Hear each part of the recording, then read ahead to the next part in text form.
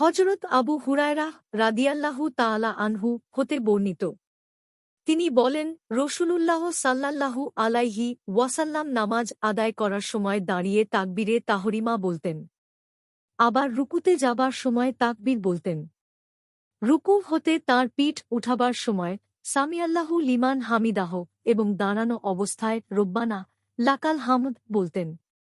তারপর সাজদায় যাবার সময় আবার তাকবীর বলতেন।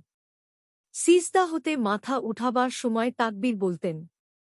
পুনরায় দ্বিতীয় সাজদায় যেতে তাকবীর বলতেন, আবার সিজদা থেকে মাথা তোলার সময় তাকবীর বলতেন। নামাজ শেষ হওয়া পর্যন্ত গোটা নামাজে তিনি সাল্লাল্লাহু আলাইহি ওয়াসাল্লাম এরূপ করতেন। যখন ২ রাকাত আদায় করার পর বসা হতে উঠতেন তাকবীর বলতেন। বুখারী ৭৮৯, মুসলিম ৩৯২, নাসাই ১১৫০, আহমাদ ৯৮৫১, ইরওয়া ৩৩১, মিশকাতুল মাসাবিহ ৭৯৯। হাদিসের মান সহিহ।